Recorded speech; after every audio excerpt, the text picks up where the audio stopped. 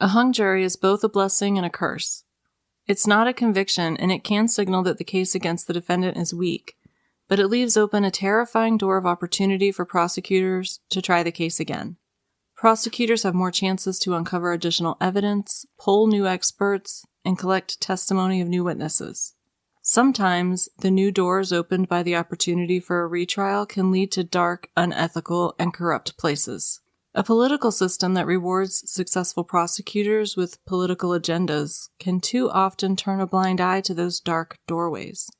We've discussed in other wrongful conviction cases how unethical prosecutors and untruthful witnesses taint the justice system with the rot of manipulation and deceit. But ethical violations aren't restricted to dishonest witnesses and unscrupulous prosecutors. Sometimes corruption even holds a gavel and is cloaked in black robes. In Angela Garcia's first trial, the prosecution failed to convince a jury she was guilty of arson and murder. However, the defense team also failed to convince a jury of her innocence, leaving Angela's life in a state of suspense, while the prosecution regrouped to devise a means to tip the scales of justice out of Angela's favor. And this time they brought new players to the match. They brought manipulation, deception, and impiety. If the prosecution's failure at Angela Garcia's first trial was the lack of evidence turned up by the investigators, the failure at her subsequent trials was more akin to an intentional defiling of truth resulting in a gross perversion of justice. And what else could possibly be the outcome when officers of the court are willing to sacrifice morals, integrity, and character to tip the scales of justice in favor of an outcome that scratches their itches for political career moves and paints them as dutiful public servants in the press to potential future constituents? Did career aspirations and political pressures push the arbiters of justice to set aside ethical obligations and the pursuit of truth? This is part 2 of the Angela Garcia case on Crime to Burn.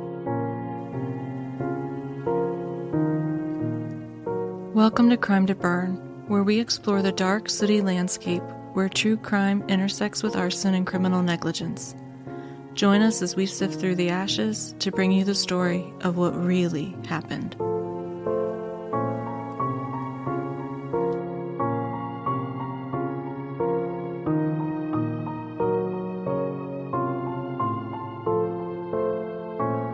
Welcome back to Crime to Burn. I'm April, a fire protection engineer and former firefighter. And I'm Max Wren. I think you should come with me, but only if you're ready to leave the old flesh behind. What movie is that from? Videodrome. Oh, I haven't seen that. Maybe you shouldn't watch it. Why?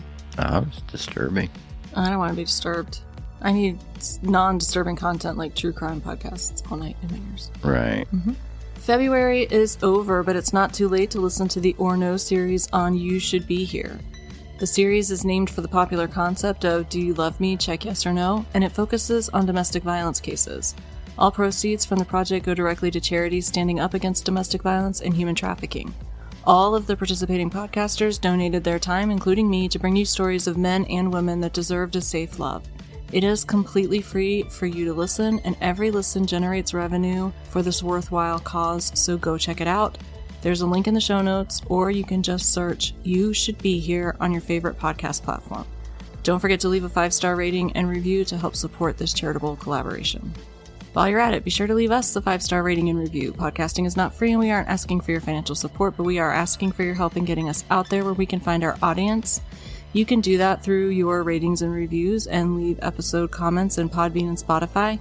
In addition, please subscribe to our YouTube channel, follow us on X, Instagram, Facebook, and TikTok when you see content from us. It is so incredibly helpful if you interact with that content. Leave a comment, share it to your stories, repost it, give it a like. All of these things tell the algorithm that our content's interesting and it will push it out to more people. So that's really the number one way that we grow our show, and it's completely free and you can help us do that, and it's very appreciated when you do. You can also check the link in our show notes to find our Spreadshop site where you can buy Crime to Burn merch, including hats, hoodies, tees, tanks, magnets, stickers, mugs, and more. We've reduced our profits to just a few bucks in the hopes that it'll help you find something within your budget that you love. And if there's nothing in your budget you love, just get something that's alright. Also, don't hesitate to reach out to us and let us know if there's a piece of merch that you're itching to get your hands on, but we don't have it in our shop, and I'll see what I can do. You can also send us your fire stories, feedback, and case suggestions to crimetoburn@gmail.com. I did find that a few messages were going into our spam folder, so I am now diligently checking that spam folder. We have gotten several new case suggestions in recent weeks, and I thank each of you that have taken the time to send them. I have them in a list, and I will get through them as quickly as I can, but I have a pretty long list, so it may take a minute. As we discussed last week, Angela Garcia was a single mom of 2 toddler girls, ages 2 and 3. Her stepdad owned a business that specialized in remediation of fire damage, so Angela had experience filling insurance paperwork out after fire losses, and she had just recently purchased her renter's policy soon before the fire. She also had a life insurance policy that included riders for each of the girls, and then in 1999, Angela Garcia's house caught fire. She came out of an upstairs bathroom, found smoke filling the upstairs, was trying to locate her daughters and couldn't, and in her panic that the smoke would overtake her, she made the choice to leave the house to get help. She exited a second-story window onto a porch roof and jumped down to get help from a neighbor, but realized when she tried to re-enter the house that her doors were locked and her keys were inside. Her 2 daughters were tragically killed in the fire, and because the blinds had melted over them, firefighters had brought the girls out, blinds and all, and the cord had somehow gotten wrapped around the older girl, so police asserted that Angela had intentionally tied the girl up with the blinds to prevent her from escaping. I've never tied anybody up with anything, really. But the blinds wouldn't have been my first choice. Nor mine. They believed that Angela had started the fire and killed her girls for the insurance money because it was found out that she was overvaluing her property when she filled out the insurance forms after the fire. However, on the night of the fire, an accelerant-sniffing dog had not indicated for the presence of an accelerant, so investigators had initially ruled the fire an accident, and it was only later, after the house was demolished, that they became suspicious when they heard about the insurance forms. They took a second look at the fire, but they no longer had any physical evidence because the house had been demolished, so they instead relied on photographs. With the assumptions that the fire was arson, they then, quote, found, unquote, fire signatures in the photos that they could manipulate into the assertion that it had to be arson. However, the fire signatures that they were relying on and the investigative procedures were not aligned with NFPA 921, the Guide for Fire Investigators. They didn't follow the scientific method, and they'd squandered their only chance to collect physical evidence that could have either confirmed their theories or proven Angela's innocence. Fire investigators presented this evidence to the jury as experts in their field, and they sat on the stand and pointed to photographs and told the jury that things like alligatoring and the floor burning through in the dining room were clearly proof of an accelerant and proof of arson.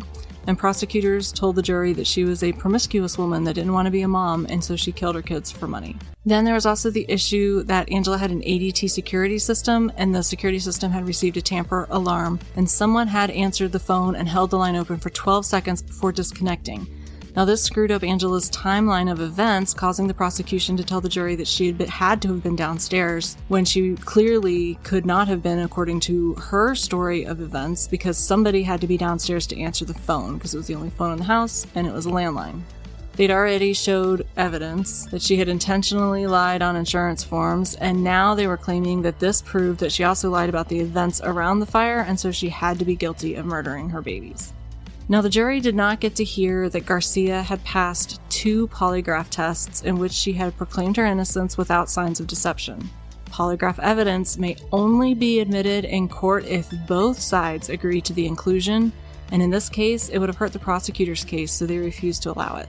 However, the prosecution did not meet the burden of proof according to the jury because they were unable to come to a unanimous decision about whether the fire was arson or not. The jury was hopelessly deadlocked and a mistrial was declared. Now, in the first trial, 8 jurors voted to convict her for murder. 3 were convinced that she was innocent, and 1 was undecided. The disagreements in the jury room during deliberations had become so heated that one juror, a Vietnam vet, said he'd rather go fight the war again than continue deliberating. In fact, the deliberations had gotten so tense they couldn't even agree on what notes to send the judge, and by the end, they were sending out 2 notes, one signed by one group of jurors and one signed by the rest of them. Garcia's attorney told the judge that they had to move for a mistrial because these deliberations had devolved and it was no longer justice, it was survivor. As I said in the opening, a mistrial is a mixed blessing. It shows that there's definitely weakness in a case, but it also shows the prosecution where they need to shore up their evidence and witnesses in order to get a conviction on retrial. And the prosecution gets the opportunity to continue to search for additional evidence. but the prosecution dropped the death penalty and reduced the charges against Angela, leaving just the 2 murder counts on the table to try and make the job of the jury easier for the second trial. Another problem in the trial was that the judge in Garcia's case was widely known by her peers, these are not my words, to be highly political and also the least intelligent of all the judges in the county. That's a high bar to get under, right? I see what you did there, bar. She exhibited throughout the first trial her errors in legal interpretations by failing to exclude testimony under Daubert, which I explained last week, and by allowing the prosecution to ambush the defense with information that wasn't part of discovery. Now, that judge's name is Bridget McCafferty, and we're going to be talking more about her today because she also presided over Angela's second and third trials.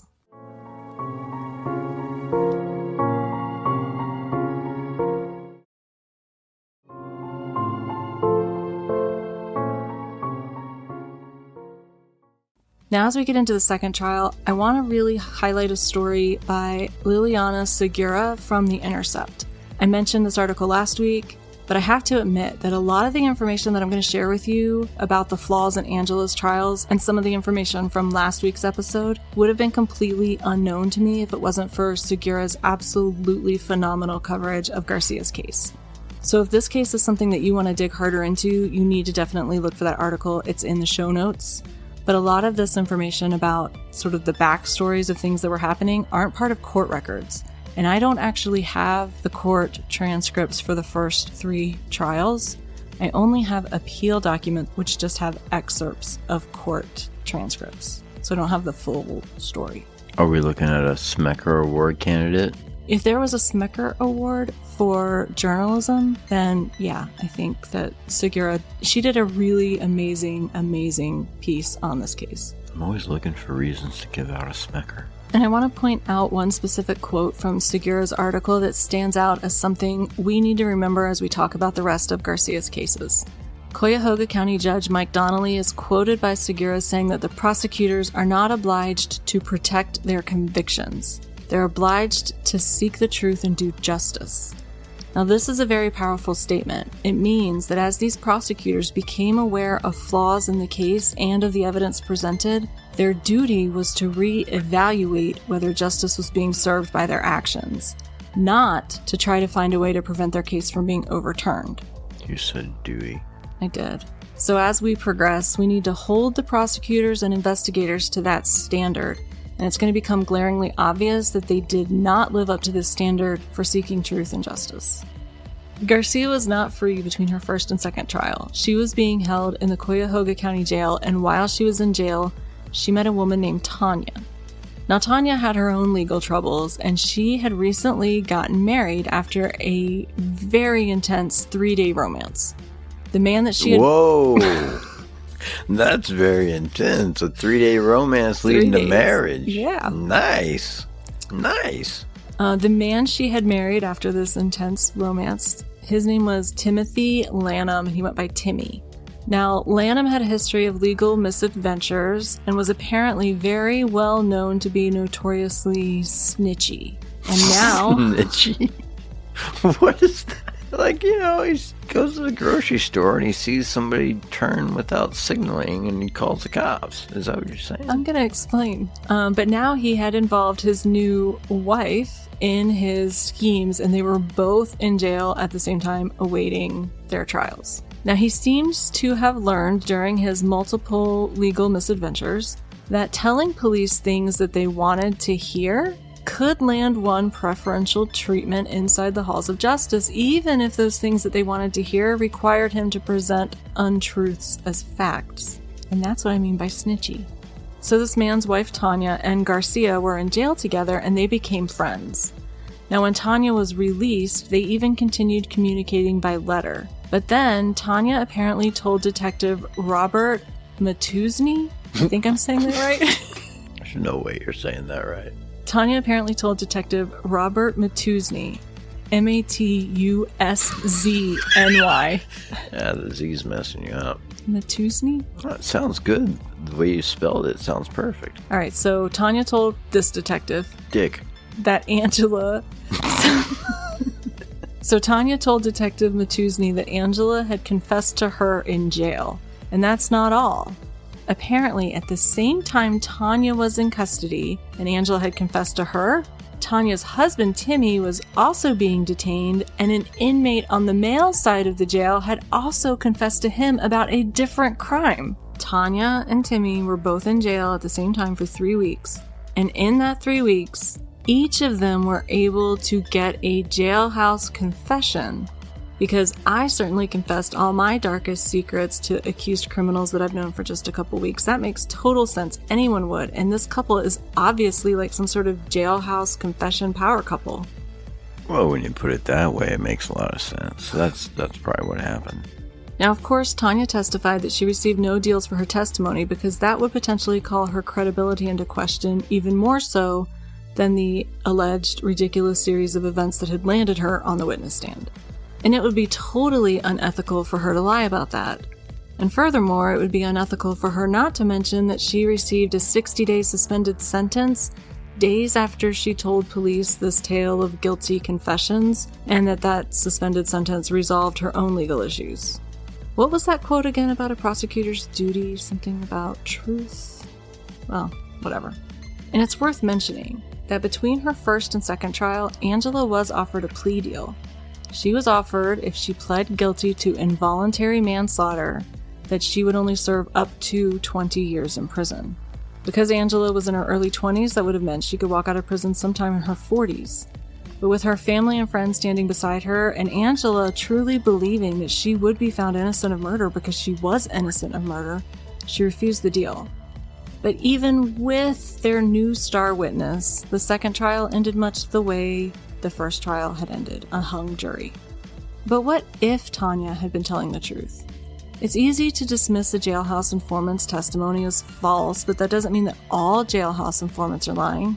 But this one was. In fact, it was her husband, Timmy, that finally outed his now ex-wife's lies by explaining that he had put her up to it. He actually wrote a letter to Garcia in prison after her conviction, explaining that he could help her. So Garcia forwarded that letter to her lawyer, Joanna Sanchez, and Sanchez reached out to him. After a little bit of prodding, he finally explained that Matuzny had called him out of his cell late at night around 11 p.m., and he told Timmy what they needed his wife to say, and in exchange, both Timmy and Tanya would get leniency. So do you think Sanchez was dirty? No, Sanchez is Garcia's attorney. But I know what you're trying to do, but she's a very nice lady and she has emailed me, so we're going to be very nice to her. That's just what I do, I'm sorry. Timmy told Sanchez, Garcia's lawyer, that he relayed what Matuzny had told him and told Tanya exactly what to say, and that she knew what to say because it's what Matuzny had specifically told him to tell her to say. Of course, Matuzny denies having ever talked about anything about this investigation with Timmy, and soon after this communication between Garcia's lawyer and Timmy stopped cooperating, and then Tanya refused to respond to any requests for comments. But even with this new witness, the jury was not convinced of Angela's guilt, and her second trial ended with another hung jury. In fact, after the trial, the jury revealed that they were unanimous in their feelings about Tanya's testimony. One article describes their feelings as, quote, disdain, which to me seems to imply that they basically disregarded her testimony as unreliable. However, they also revealed that the defense's cross-examination of Fire Captain Richard Patton was troubling. Now, I tried really hard to figure out what specifically he had testified to that troubled the jury, and it's really hard because there are 3 men in this case named Richard Patton. One was a firefighter involved in extinguishing the fire. One was Fire Captain Richard Patton, and one was Richard Patton, a former firefighter who testified as an expert consultant. 3 different men. So the best I can Hallelujah. So the best I can discern from court records is that the problematic testimony in the second trial was evidence that was actually excluded from the first trial. In the first trial, whichever Patton we're talking about, and I think it's Captain Richard Patton, testified about statements that he had recently recalled Angela making 8 months prior around the time of the fire. And these were first brought to light during the first trial, and the defense argued that their inclusion was an ambush because this was the first time that they had heard of them. So, in perhaps a surprisingly intelligent move by Judge McCafferty, the testimony was excluded from the first trial. But it does appear his testimony was presented in the second trial. Apparently, the defense then raked him over the coals for suddenly recalling these statements, which were not documented in any of the reports or notes from the case file, and he just happened to recall them 8 months after the fire. Now, with 3 guys named the same, I could have this a little twisted, but I think this is what the issue was, based on what I can discern from press articles and the court records from the appeals. But again, I don't have the initial trial transcripts from the first 3 trials, just the excerpts from those transcripts that are in the appeal documents. While the first jury was reported to be divided along racial lines, the second hung jury was not. But I couldn't find the breakdown of how many wanted to convict and how many thought Angela was innocent. But now, after 2 hung juries, this is where many prosecutors might pause, reflect upon whether the evidence they have is really strong enough to convict and whether it might be a better use of the state's resources to admit that they screwed up the investigation by not collecting any evidence before the house was raised. And maybe it's time to accept that they've convicted Angela Garcia for insurance fraud and move on. Or they might decide that they can find more jailhouse snitches and recall more statements from investigators. They could do either of those. But Cuyahoga County, Ohio did not want to admit that they didn't have a strong enough case to convict. Nor did they want to admit that they couldn't meet the burden of proof. That probably would have had consequences. I mean, this story was big news. People were convinced by the press coverage that Angela was guilty. And Angela had made conflicting statements about the order of events during the fire, and her neighbors that disliked her had testified that some of the things had happened differently than they had originally remembered and reported to the press. It seems that finding out that Angela was guilty of insurance fraud didn't just change their opinion of the grieving mother, it also changed their memories. So the prosecution vowed to try again, and this time they were going to make some changes. What they couldn't change was the judge in the case. Notoriously political Judge Bridget McCafferty, who was accused of having a feeble understanding of the law by her own peers, was going to preside a 3rd time over Angela's case. But this time, Assistant Prosecutor Richard Rick Bell and Aaron Phillips were going to be prosecuting the case for the state. And I'm going to fill you in now on information that the jury in the 3rd trial didn't get. In fact, much of this information didn't come out until years after Angela was convicted. But recall those statements about truth and justice that I quoted earlier. So let's dig into who exactly was driving the bus here. You see, we know when the attorneys put a witness on the stand, their credibility is on trial just as much as what they testify to. Lawyers will ask questions intended to tarnish their reputations in order to introduce doubt about their motives and their testimony. But no one puts the judge on the stand, or the prosecutors, and seeks to show the jury their character. But as we've seen in several wrongful conviction cases, maybe we should, because political aspirations do seem to possibly give people incentive to win cases even when they know their evidence isn't as strong as it should be, and those aspirations sure can open some doors into dark passageways. So let's start with our Honorable Judge Bridget McCafferty. Right now, she has been indefinitely disbarred in Ohio, and she has served prison time for her involvement in a major corruption scheme. She served 14 months at the prison known as Camp Cupcake, which is where Martha Stewart also served her prison time for insider trading.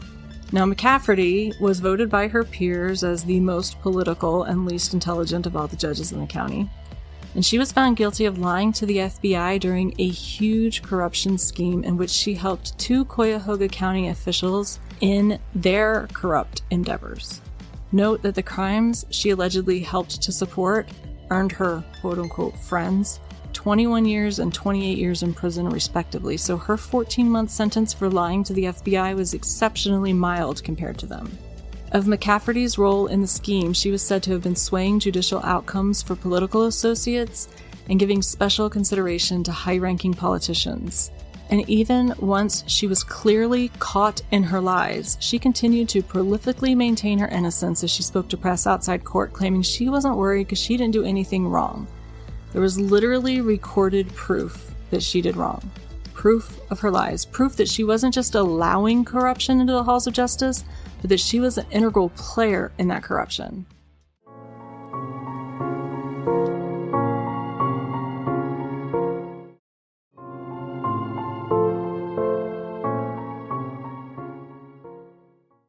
The FBI had asked McCafferty in their investigation if she had ever discussed her cases in courts with the defendants that were in the corruption scandal, and she denied that she had. Unfortunately for her, the FBI had wiretapped her phones, and so they caught her in this lie. She would take calls from these two men plus a third man that was a local business bigwig, in which they would advise her of cases that they needed her to influence, and she would agree. They even had recordings of her calling one of the men back and explaining that she was sorry she hadn't had quite as much of influence as she had hoped, but she hoped that her efforts still helped them some. So a woman who can't even be trusted to know the law according to her peers, nor uphold it according to the FBI, was the presiding judge over 3 trials against a mom accused of murdering her children that had 0 reliable physical evidence. So let's keep all that in mind as we move forward. And that's not all. Now let's talk about our new prosecutors. First, there's Aaron Phillips. Now, Aaron's business card said, quote, "sensitive to the needs of the downtrodden with the intelligence of the elite," unquote. What the actual f*** does that mean? Aaron was an exceptionally charismatic black prosecutor and part-time Baptist minister. He was described by some that knew him as one of the most exceptionally gifted litigators that they had seen because he was so charismatic and he could convince you that you were guilty even if you'd done nothing wrong. And the prosecutors tended to include him on cases that were largely racially divided. If they had a charismatic black prosecutor telling black jurors, "She's not like us, she's a predator, she's a monster," then they might be able to sway the black members of the jury to convict. And this type of approach isn't illegal. Using prosecutors that your jury is likely to trust is a tactic used across the country. But less than 2 years after Angela's conviction, Aaron Phillips was arrested for taking bribes to push cases out of court and influence how they were handled within court. Now, I did a dig into this, and I'm not going to cover everything that he did, but it was so insanely shocking and egregious that I can't believe he ever got away with it. He did serve prison time, and then, since he couldn't go back to the prosecutor's office, he went back to preaching at a Baptist church. So he is a minister that is quoted by one of the people that bribed him to fix their case as saying, quote, "This is a deal with the devil," unquote, referring to the bribe he just accepted to fix a defendant's criminal case. What I'm gleaning from this is that the Baptist minister is definitely the devil. Yeah. Okay. And then there's fire investigator Ralph Peachman, who is accused of attempting to coerce testimony in another arson case. Now, that case eventually landed in the hands of the Ohio Supreme Court, who commented specifically on his conduct and called it, quote, "reprehensible," unquote. Now, this wasn't the end of his career. Even after he was accused of having reprehensible conduct by the Supreme Court in the state, he just moved jurisdictions. Now, we can't prove that just because these people were willing to do reprehensible things later in their careers, that they did such things in order to convict Angela Garcia, except for one person, and that's prosecutor Richard Bell. Honestly, of all the people that we've discussed, Bell, who was later seated as a judge in the county, has the least tarnished record based on all the research I did on him. However, Richard Bell did one thing that I find reprehensible, according to that Intercept article that I referred to by Liliana Segura. But he wouldn't do it until after Garcia was convicted. What exactly did he do and how did it affect Angela's case after her conviction? We are going to get to that. But I do want to make it clear that while what he did was ethically shaky at best and perhaps fell on the more questionable side of the coin and felt really deceptive, and I'll tell you what those things were, but not yet. Despite his actions in this particular case, he has managed to keep his career free of disbarments and prison sentences and comments from the Ohio Supreme Court calling him reprehensible.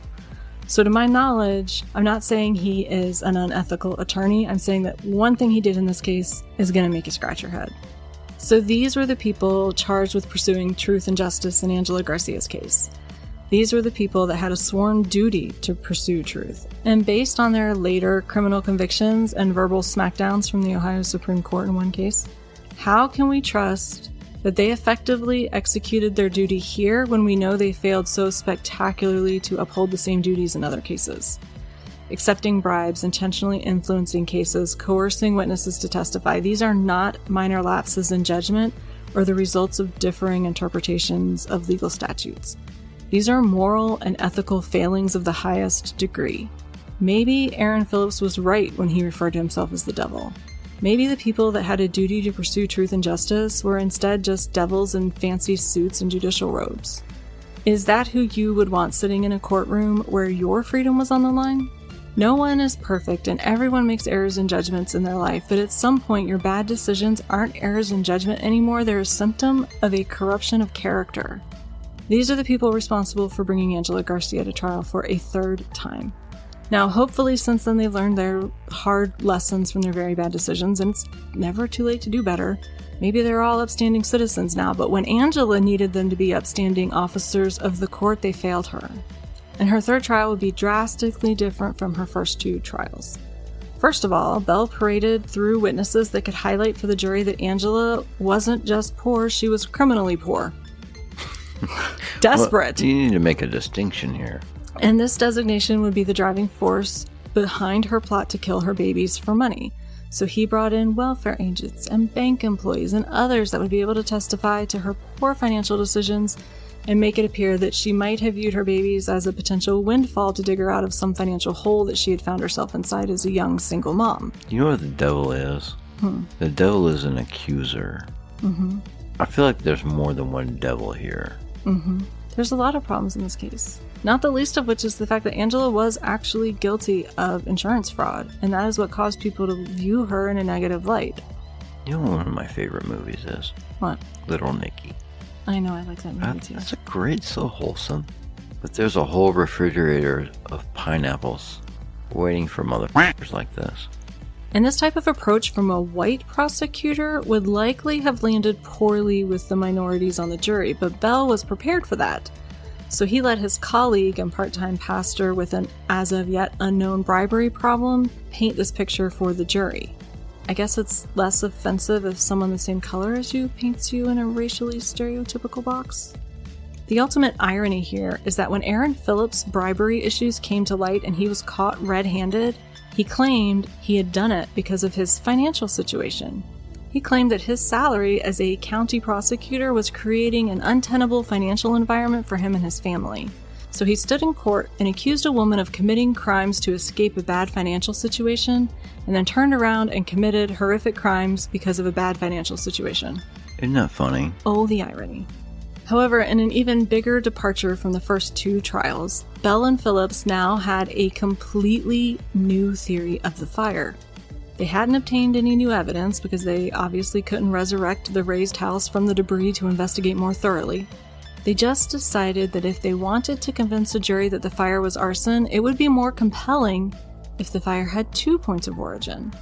So they found a photo they could claim supported this new theory, a photo that these expert investigators that had so conclusively already testified in the first trial had to be arson. This new photo they studied, again, said, oh, look, we missed something as we prepared 2 previous trials. Now we see there's a second point of origin based on this one photo.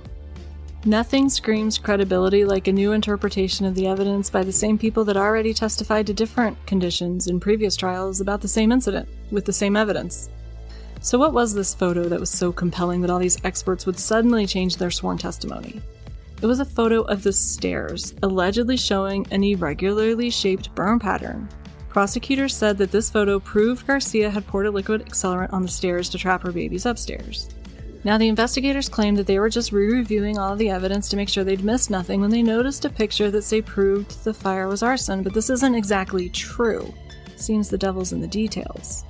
Because in a March 2001 report, Patton, and I think this would be the same Patton that the jurors saw as unreliable in the second trial, described that they were actually looking over the photographs again in light of new testimony by none other than Tanya Lanham, our jailhouse snitch, because she had told investigators that Angela had confessed to lighting the fire in 2 places. So now they were hunting for pictures that could back up what Tanya had said. So they went searching through the photos to find a secondary point of origin, and they found a photo from the stairs where they decided that there were some unusual burn patterns. The carpet on one side of the stairs was totally consumed and the other side was undamaged. And this would be a clear line of demarcation and evidence of a poor pattern for a flammable liquid, and we know from me saying it over and over and over again, this is baloney, so just stick it in your sandwich and eat it. First of all, we had no indication of flammable liquid from an accelerant-sniffing canine. Secondly, the house went to flashover, and these kinds of irregular burn patterns can result from flashover. Thirdly, according to NFPA 921, even if we had an accelerant dog hit, which we did not, we cannot claim that it was arson and there was an accelerant without laboratory testing to prove that there was actually an accelerant. How is it that we need higher reliability to confirm a dog detected an accelerant than we need for saying, I can tell from a picture that there was an accelerant? This, by 921, should never have flown in court. It didn't follow the scientific method. And this is where prosecutors should have stepped back and rethought this and said, look, we've been through 2 trials with hung juries, and now we're literally inventing things in photograph to try to fit a new theory of the fire. Yeah, well, they say a picture says 1,000 words. But a picture does not equal laboratory evidence. And even when an accelerant-sniffing dog detects an accelerant, you cannot present it in court that there was an accelerant without laboratory testing to back it up. So why can you say from a picture there was an accelerant without laboratory testing to back it up? It should be the same burden of proof. So remember that quote from the beginning, prosecutors have a duty to do what? They're obligated to seek truth and do justice. It seems Bell and Phillips may have misheard this as obligated to bend truth and get their own version of justice that supports their career aspirations, but that's just a theory of mine. Maybe you'll come to a different conclusion. But this is not the end of Angela Garcia's story, and we'll finish it up next week on Crime to Burn and tell you exactly what Rick Bell did in this case that I find repulsive, and note that Rick Bell currently sits as a judge in Cuyahoga County, Ohio. Lick my bowels, Judge! And honestly, I don't think that he deserved to be disbarred over what he did, but I do think that he deserves to be hot pokered in the asshole. Grossly ridiculed for it, because it was deceptive at best.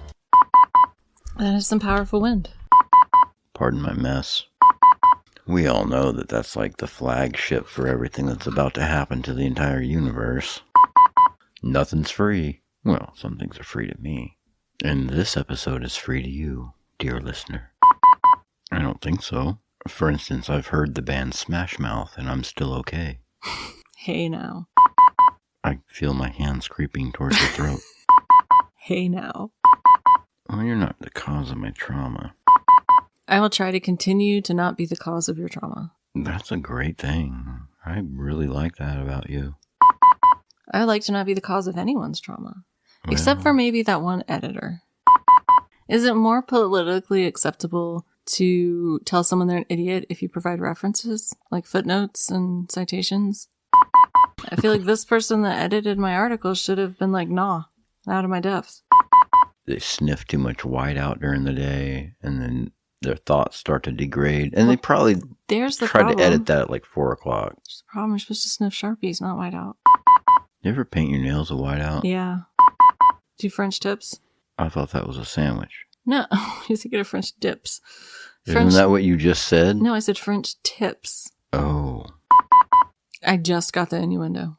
I like to think I'm slow because I'm innocent. And slightly deprived of oxygen. I'm just glad you agreed to eat a sandwich before you responded. Yeah, milkshake for the win. Sometimes you just know when someone needs a milkshake. You gotta use your fingers. Between your thoughts and your fingers, you can do this. He asked me if I was interested in selling that lot that we own. Nope, you'll have to drag my cold dead body out of here. And he said, any chance you're sick? I told him I was going to live forever just for that comment. Well, I don't know what it's like to be a cow. I ain't never been a cow. Well, calm down with your cow, man. You're going to have to get it together, man. What the hell just happened to you? Okay. Well, I hope we get further than the first sentence. What have you done? Jesus. Just haven't even said the first word. Oh, damn. Think about how it sounded when I wrote it. What? You didn't think about Saturn's Frodo? I didn't think about how this sentence sounded when I wrote it, and I read it like 5 times, and it just hit me different. Well, I'm on the edge of my seat. You're crying. I'm not. She said as she dramatically wiped away the tears. Okay. You're the queen of... You're just the queen of all cliffhangers. Okay. A hung jury is both...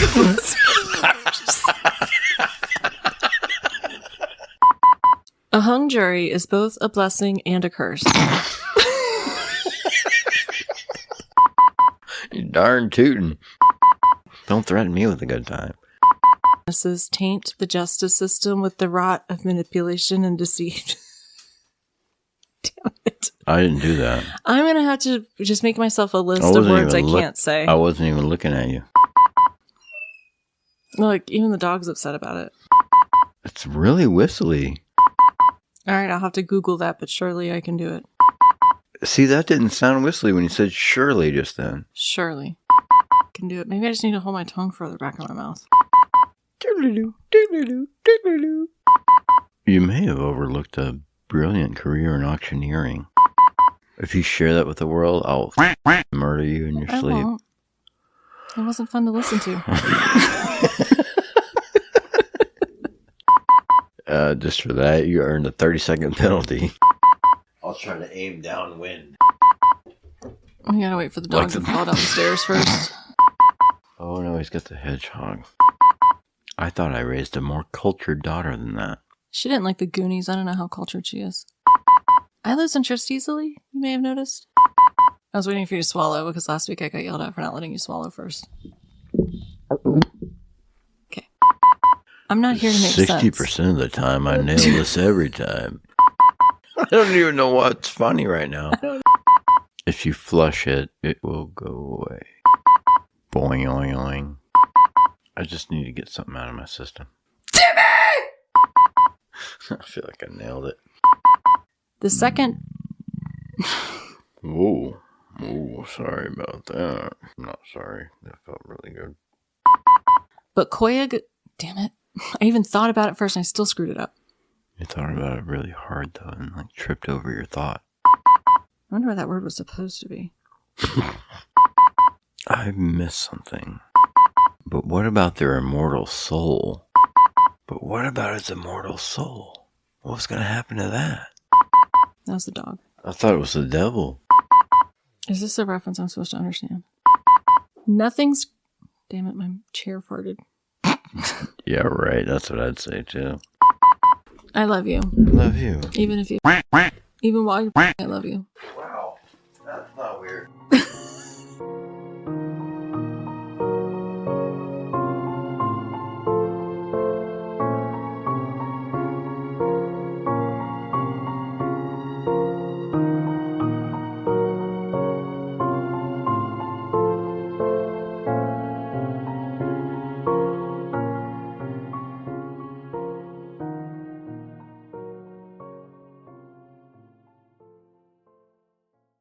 Welcome to Primetime